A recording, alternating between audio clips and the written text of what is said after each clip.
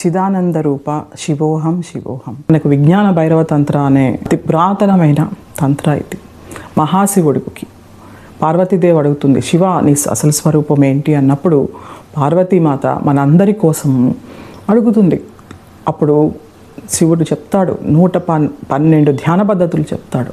వాటిల్లో మొట్టమొదటిది ఆనాపానసతి ధ్యానం అన్నమాట.